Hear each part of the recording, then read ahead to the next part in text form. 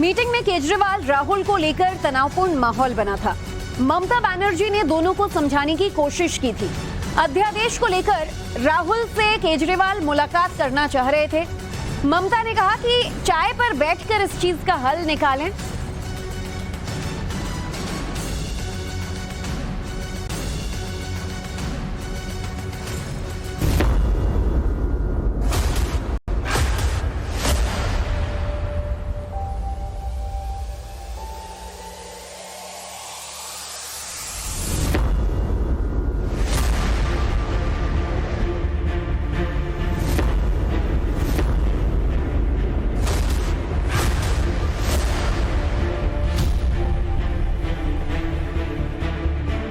हम तो कहेंगे कि जरा सा राहुल गांधी जी से कि थोड़ा आप भी बोल दीजिए।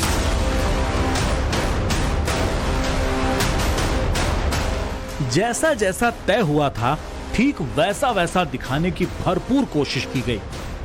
सब साथ हैं, सारे हाथ एक साथ हैं। पिक्चर बड़ी बनानी थी तो स्क्रिप्ट भी जबरदस्त थी, लेकिन अक्सर जो दिखाया जाता है वो पूरा सच नहीं होता। कई सच होते हैं जिनको मुस्कान में छिपाना होता है। कई बातें होती हैं जो बंद कमरे में बोली जाती हैं, लेकिन बाहर उसी जुबान से उनका जिक्र तक नहीं होता। ठीक ऐसा ही पटना पैक्ट में हुआ।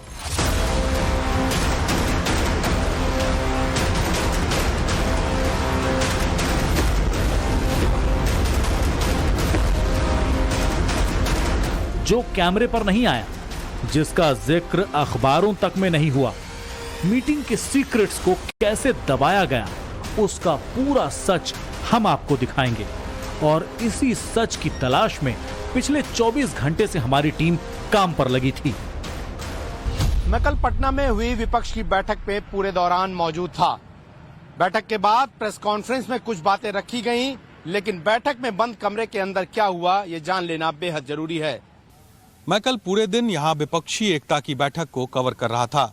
इस बैठक में क्या कुछ चर्चाएं हुई ये जानना बेहद जरूरी है। अखिलेश यादव क्या बिहार में आकर आरजेडी को वोट दिला पाएंगे, और इसी तरीके से क्या तेजस्वी अगर उत्तर प्रदेश के लोगों को कहें कि आप अखिलेश यादव को वोट कर दीजिए तो कोई वोट करेगा क्या? मीटिंग हो गई, समझौता हो गया, मोदी के खिलाफ इंकलाब बुलंद हो गया, लेकिन कुछ सवाल हैं जिनमें अब भी लोग उलझे पड़े हैं। क्या 2024 तक गठबंधन चल पाएगा? गठबंधन में सीटों का बंटवारा कैसे होगा? क्या 450 सीटों पर चल पाएगा 1-to-1 फॉर्मूला? विचारधारा की लड़ाई में एकता कहां से आएगी? नेताओं के हाथ मिले, कार्यकर्ताओं के दिल मिले क्या? पटना में यही मुख्यमंत्री आवास में हुई विपक्षी दलों की बैठक को लेकर तमाम पेच हैं। पेच ये हैं कि उद्धव ठाकरे जो हिंदुत्व की राजनीति करते हैं, वो अलगाववादी बातें करने वाली पीडीपी की महबूबा मुफ्ती के साथ बैठे नजर आए। सवाल ये है कि वो कांग्रेस जो पंजाब और दिल्ली में आम आदमी पार्टी का साथ नहीं देना चाहती क्योंकि उसकी स्टेट यूनिट इसके लिए सहमत नहीं है, क्या वो सब साथ नजर आएंगे? सवाल ये कि जब संसद का सदन चलेगा तो क्या सरकार के खिलाफ तमाम मुद्दों पर सभी विपक्षी दल एक साथ होंगे, या पहले की तरह टीएमसी हो या आम आदमी पार्टी वो अलग रास्ता अपनाएंगे? ये तमाम सारे पेच हैं जिनका हल जुलाई में होने वाली अगली बैठक जो कि शिमला में है उसमें निकाला जा सकता है।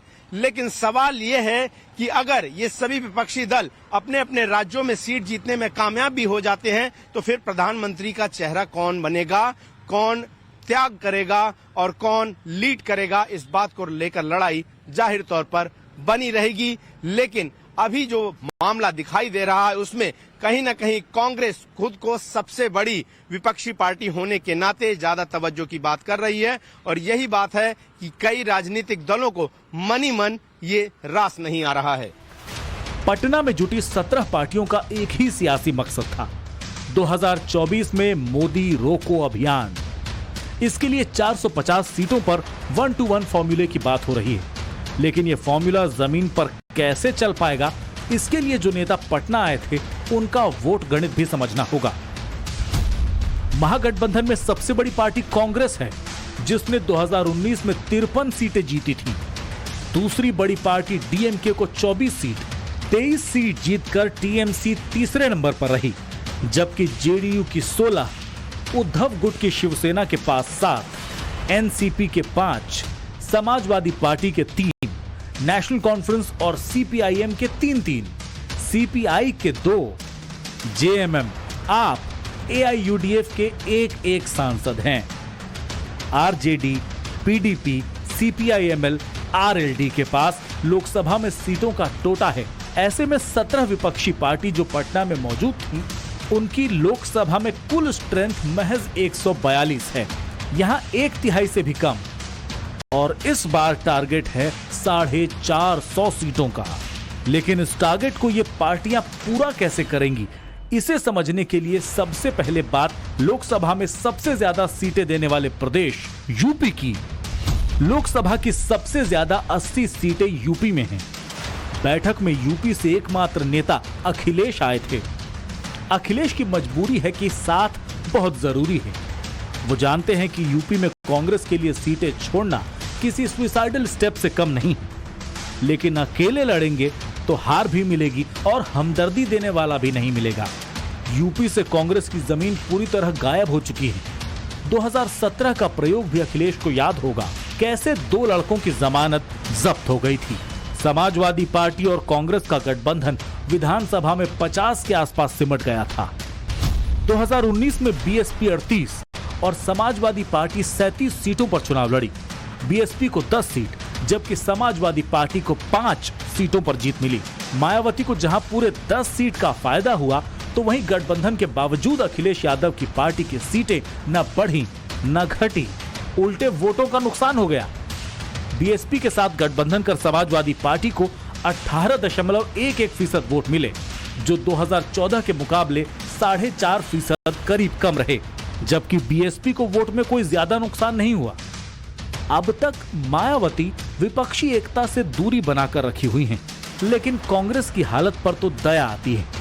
2019 में गठबंधन का हिस्सा नहीं होने के बावजूद कांग्रेस की 2 खानदानी सीटों पर बुआ बबुआ की पार्टी ने अपने उम्मीदवार नहीं उतारे।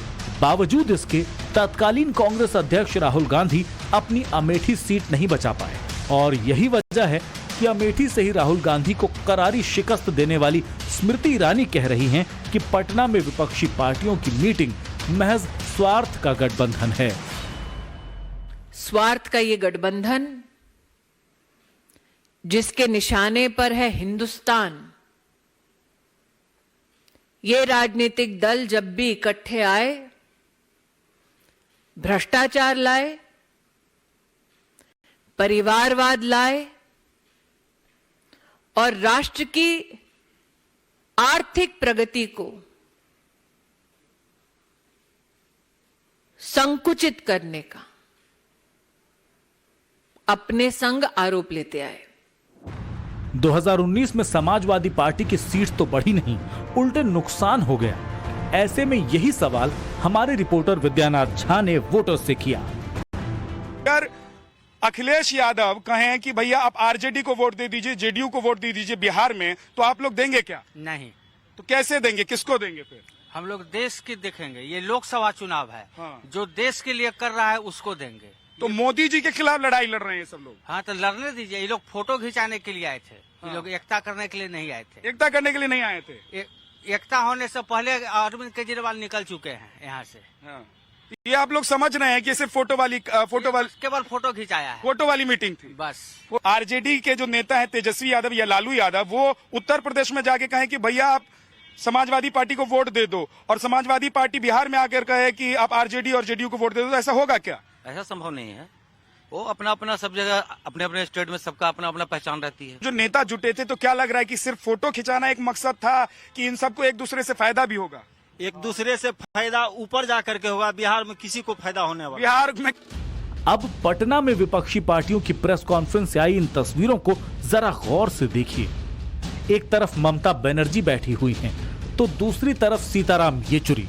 मोदी विरोध में दोनों बंगाल से पटना भले ही पहुंच तो गए, लेकिन बंगाल में टीएमसी की धुर विरोधी सीपीएम के महासचिव सीताराम येचुरी को जैसे ही बोलने का मौका मिला, ममता दीदी को तो प्रेस कॉन्फ्रेंस हॉल में 1 सेकंड के लिए रुकना तक नागवारा गुजरा।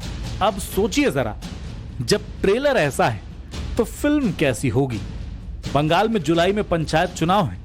लोकसभा में कांग्रेस के नेता अधीर रंजन चौधरी चुनाव में धांधली का आरोप लगाकर बार बार सड़क पर उतर रहे।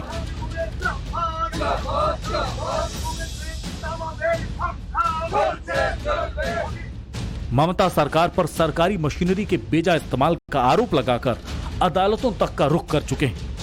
ऐसे में बंगाल में कांग्रेस, टीएमसी और सीपीएम के नेताओं का दिल मिल जाए यह संभव नहीं लगता। तब तो बंगाल बीजेपी के दिग्गज नेता शुभेंदु अधिकारी का सवाल है। TMC is equal to Trinamool plus Marxist plus Congress. Bengal में कांग्रेस प्लस सीपीएम तृणमूल की बी टीम। दिल्ली में तृणमूल प्लस सीपीएम कांग्रेस की बी टीम। केरल में कांग्रेस वर्सेस सीपीएम। बहुत कंफ्यूजन है। अब महाराष्ट्र की सियासी महाभारत आपको दिखाते हैं।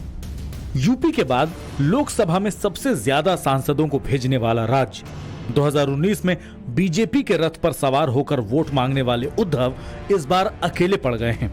एक तरफ विचारधारा की लड़ाई है तो दूसरी तरफ पार्टी खड़े करने की जंग। 2019 में बीजेपी और शिवसेना ने साथ चुनाव लड़ा और 41 सीटें जीती। बीजेपी के खाते में 23 तो शिवसेना के खाते में 18 सीटें आई थीं। दोनों ने 50% से ज्यादा वोट पाकर कांग्रेस और एनसीपी को चारों खाने चित कर दिया था। लेकिन आज जिनके भरोसे उद्धव मैदान में उतर मोदी का रथ रोकने का दावा कर रहे हैं, 2019 में उनका रिपोर्ट कार्ड भी देख लीजिए। कांग्रेस 25 सीटों पर चुनाव लड़ी लेकिन जीती सिर्फ 1 सीट, जबकि एनसीपी 19 सीटों पर चुनाव लड़ी और जीती सिर्फ 4। 2019 में 5 सीटें जीतने वाली एनसीपी और कांग्रेस उद्धव के साथ मिलकर कैसे मोदी को हरा पाएंगे, ये उत्तर सियासी पंडित खोजने में लग गए हैं। नव भारत के रिपोर्टर्स भी ऐसे ही सवालों का जवाब ढूंढने निकले हैं। सबसे बड़ा सवाल यह है कि जिस तरह से राज्यों में ये तमाम पार्टियां एक दूसरे से लड़ाई लड़ रही है, क्या एक मंच पर इन राज्यों में ये तमाम पार्टियां आ पाएगी और क्या ये जो विपक्षी एकता का जो ये मुहिम है वो अनेक राज्यों में एक साथ एकजुट होकर एक टेबल पर बैठ पाएगी,